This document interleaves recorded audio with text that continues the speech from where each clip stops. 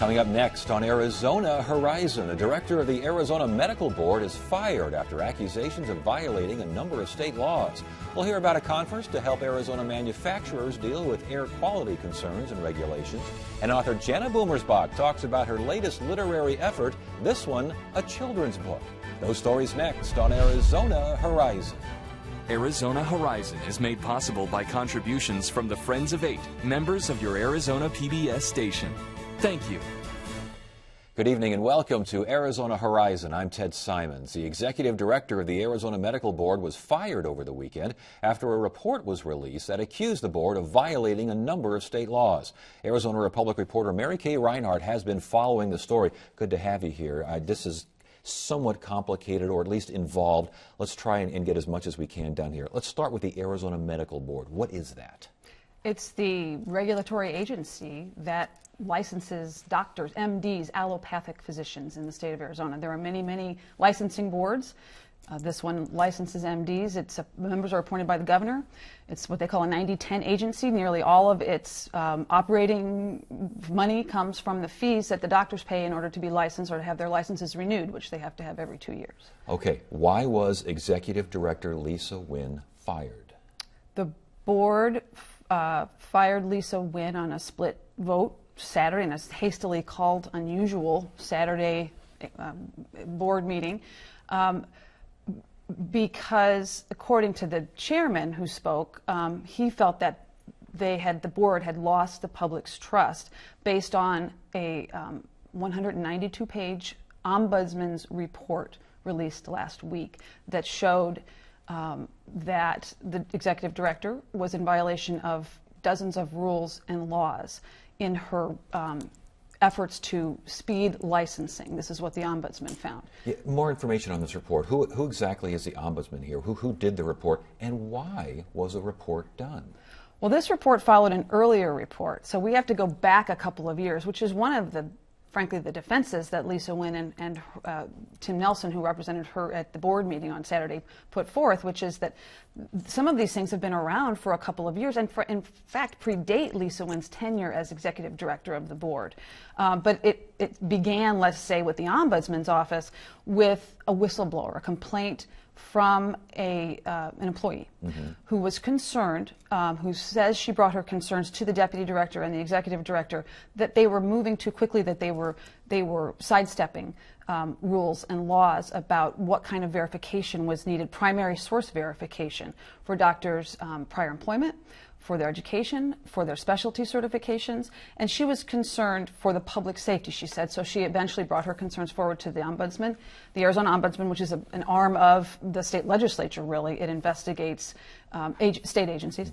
And she also brought her complaints forward to some state legislators as well. And the concern, again, was that corners were being cut, the streamlining was to the point where some folks, you couldn't verify their background, couldn't verify recent job history, those sorts of things? Well, it wasn't that they couldn't be verified. It was the way that the board went about verifying them. And what the ombudsman's report said, which was released last Wednesday, was that the executive director and the deputy director would get the certification, the licensing information, the education, without in all cases getting what they call primary source. In other words, no one mailed them copies. They were using online databases in some cases.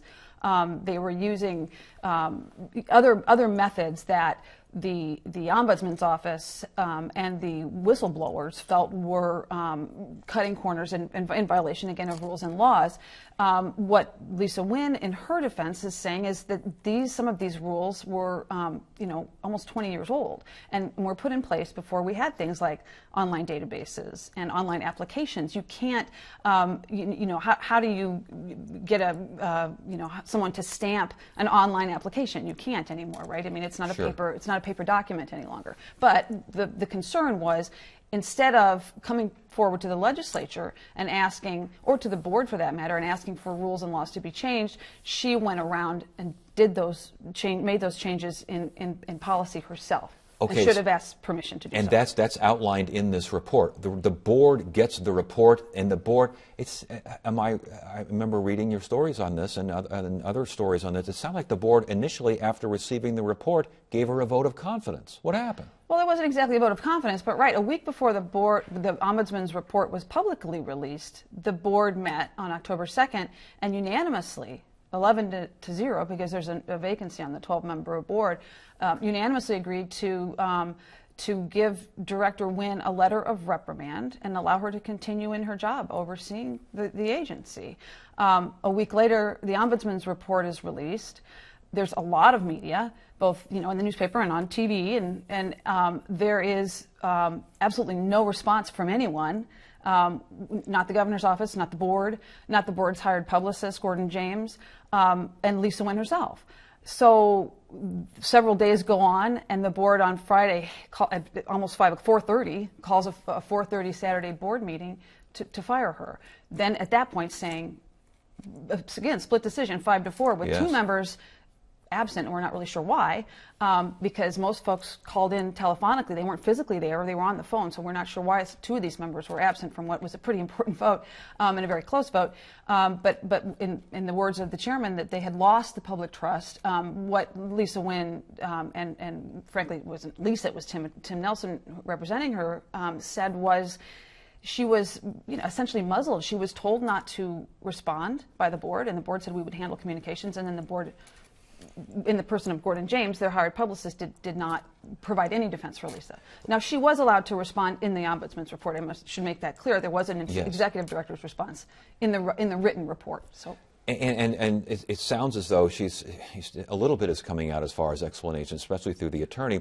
But real quickly now, Senator Nancy Bartow is involved here to some extent, and how much is the governor's office involved here? This is a board, after all.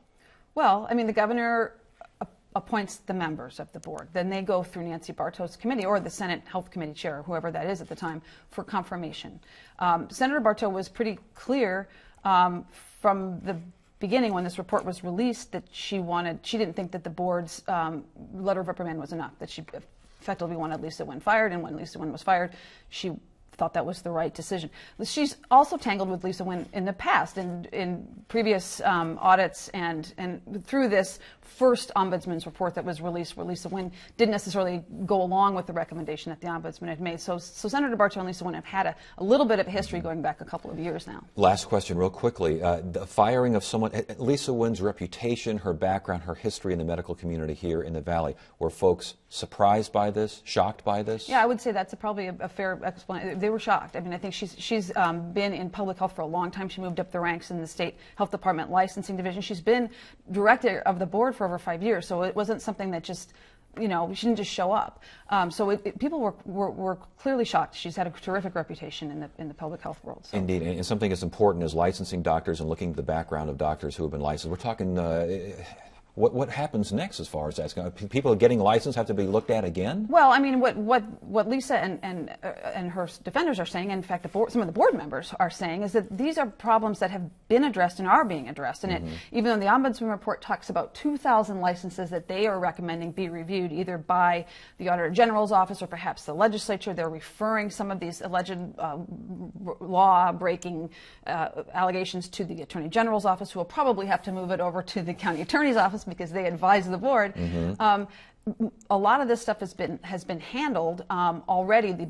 Some of the board members say internally there are 600 licenses at issue that were not verified, having primary verification on the doctor's previous hospital affiliations. Yeah. That's an internal review that's been ongoing since earlier this year within the board. So a lot happening, and certainly several more chapters to come. All right. Well, very good. Good to have you here. Thank you so much. Great reporting. Good to have you here.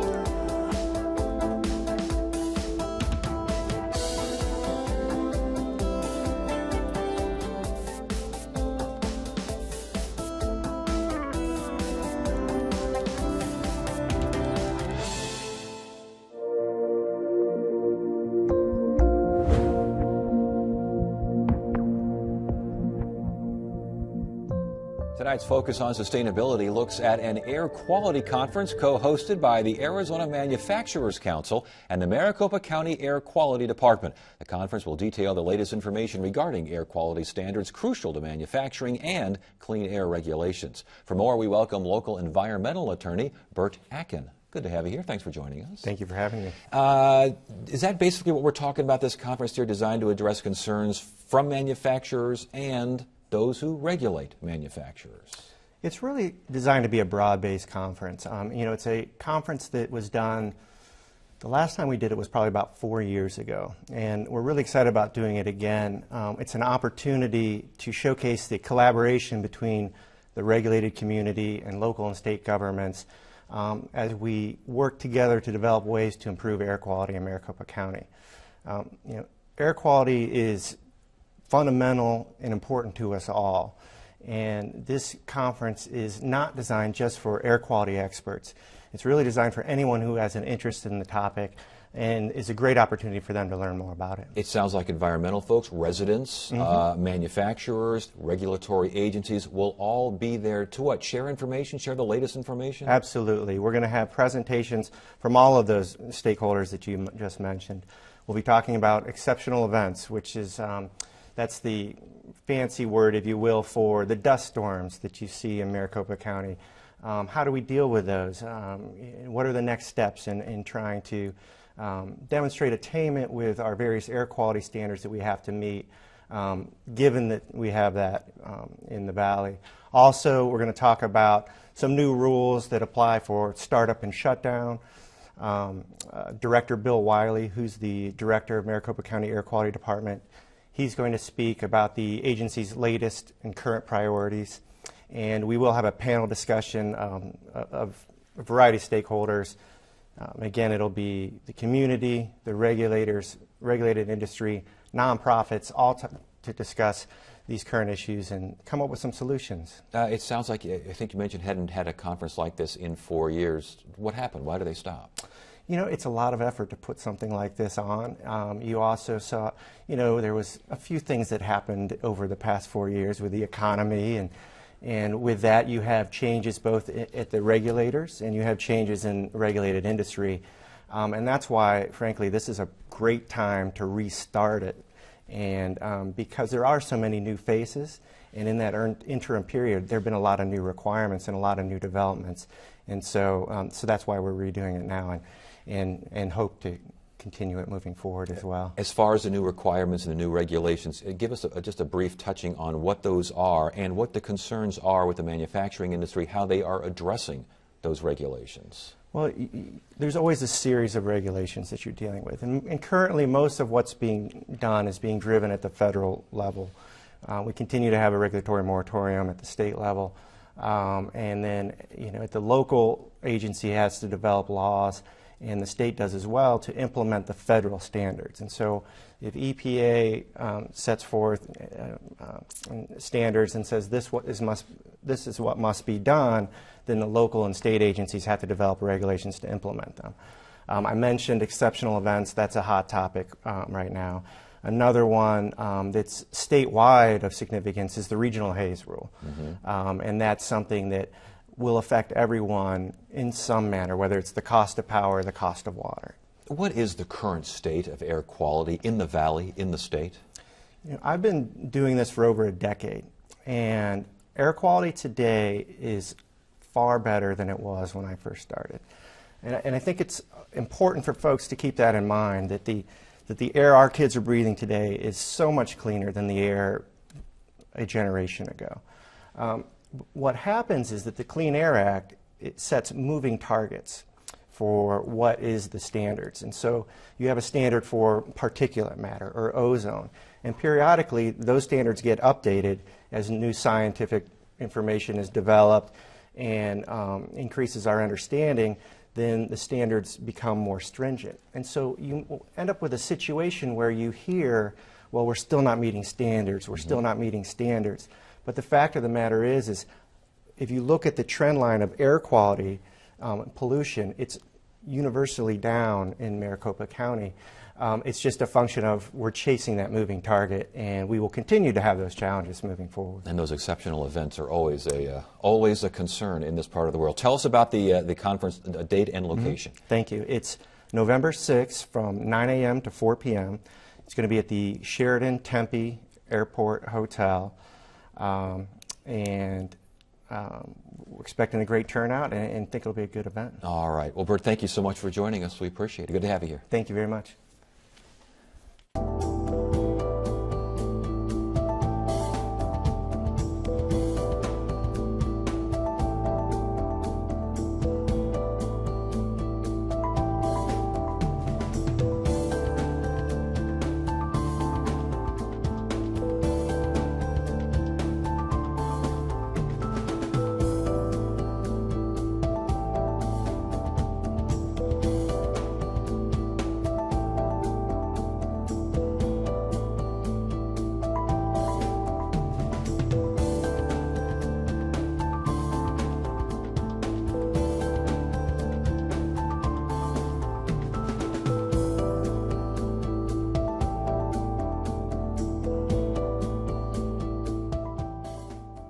Get the inside scoop on what's happening at Arizona PBS. Become an 8 Insider.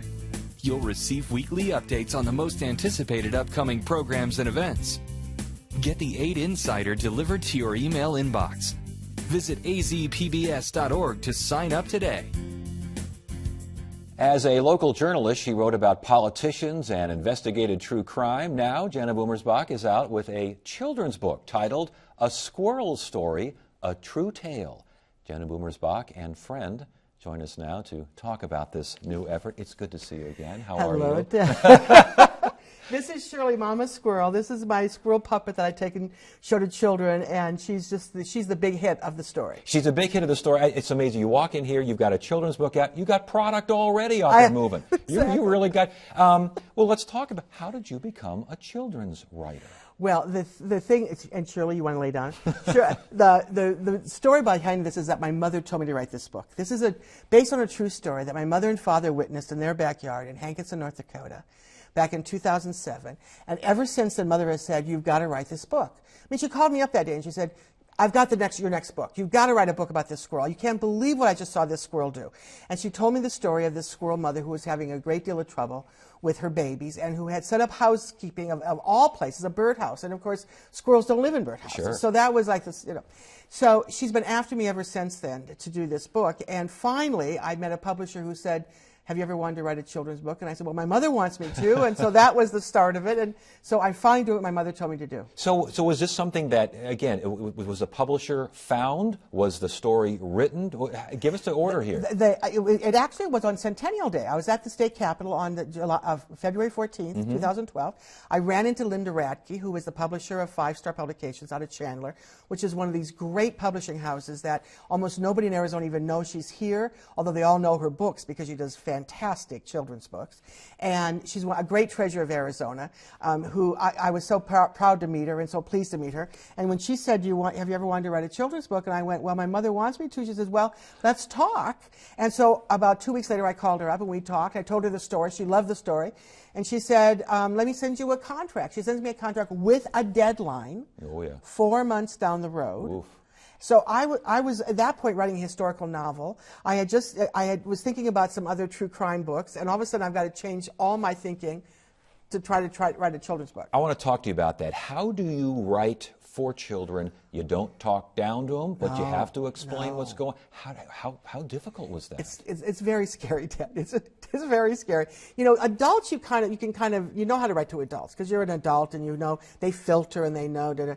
Children, they don't have those filters. Children, the responsibility of writing for a child is enormous. I mean, you have to be very, very accurate. You have to be very clear. You have to not ever write down to them. Never try to treat them like they're little babies. You have to always make them kind of step up a tiny bit, You can right? reach a little bit. Reach a little bit, but not so much that they can't understand what's going on. You have to entertain them as well as educate them. I mean, you have a lot of responsibilities with a child, and it's very daunting. It's very scary. And you sit there and you think, oh my goodness, I'll never be able to do this. Did you write for a particular child? Was there a little child on your shoulder? Did you write for young Jana? Who did you write for? Oh, that's a great question. No one's ever asked me that question. You know, I don't know I don't know exactly who I was writing to. I was trying to write. I think I was writing to like every little child that I knew. I have a lot of neighborhood children, and I think I was trying to write to those children that I knew. I thought, okay, if I'm talking to these children, and maybe they'll understand this way. But it was like, first you've got to figure out who's going to tell the story, what voice are you going to have, right? And go through all this stuff. I didn't know a thing about squirrels. I mean, when my parents called and said, you know, basically you need to know that squirrels don't live in birdhouses, which becomes the first sentence of the book, Sure. which was the first thing I really knew about squirrels. So I did what I do as a journalist. I went and I started researching squirrels and found out, to my amazement, that there is an enormous amount of research on squirrels. They know everything about these creatures. Well, there's a lot of squirrels out there to research. I mean, in other parts of the country, these things are all over the place. I know, and there's like 2,000 varieties of them, right? Yes. So I started researching squirrels, found out all these cute little things and these little secrets about squirrels, and that's what the children love the most.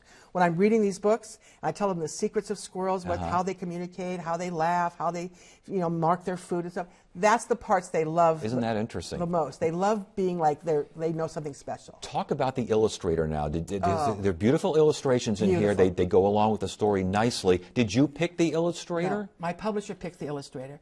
It's Jeff Yesh. He's out of Indiana. It's someone that she'd worked with in the past. She sent them my story, the pages that they had sort of basically laid out, and he started illustrating. I thought he did a magnificent job. I thought that he so captured the characters. I mean, one of the major characters in this book is a big, fat, mean, black cat, Yes. right? Now, for all cat lovers in this world, she has a the time at the end. Yes. So Yes. we don't. I was wondering if that cat would ever show up again, but apparently we took Had care of the to- cat. Yeah. Had to. But the cat, it's just this ominous black cat, and the children. There's a great big huge illustration at the beginning of the book, and the kids are, oh, there's the cat. Oh my goodness, that cat looks so mean, and she's licking her lips, and you just know she's after the squirrel.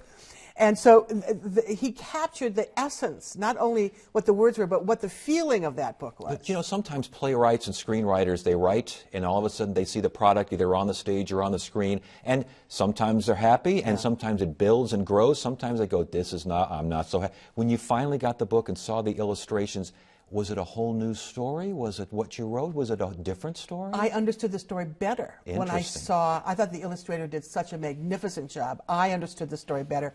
I liked the story more. I thought the story just came alive. I mean, he gave total personality to my characters, that more than you can ever do with words. I mean, what you can do, there's one scene where my dad and mom are in this book, right? So my dad is spraying the black cat, and the squirrel is saying, I knew they didn't like the cat either because I saw Rudy spraying the cat.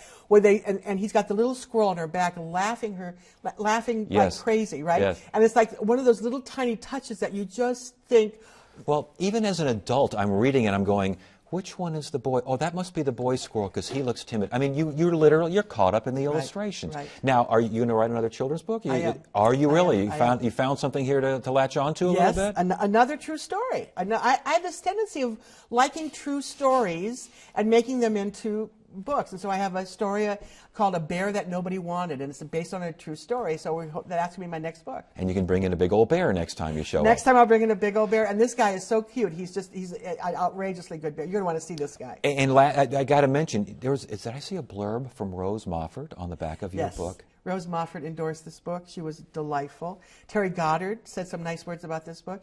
Ellen Dean, who is the Arizona chair of a thing called Book PALS, which is a Screen Actors Guild program to bring actors and authors into schools to read to children, and I'm now a part of that program because of this. I mean, this has opened up a whole new life for me.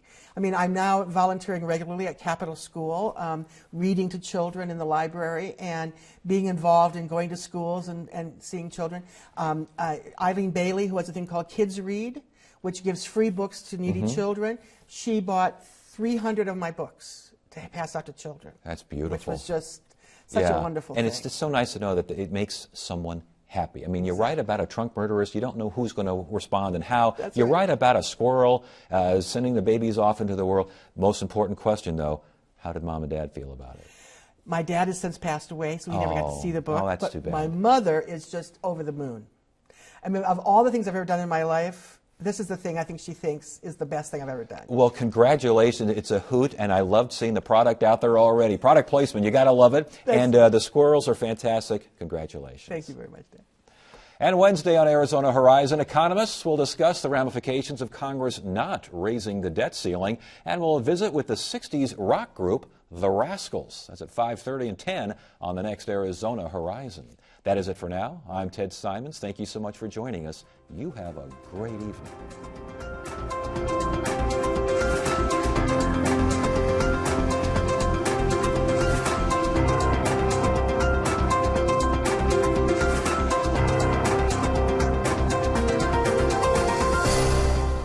Arizona Horizon is made possible by contributions from the Friends of 8, members of your Arizona PBS station. Thank you.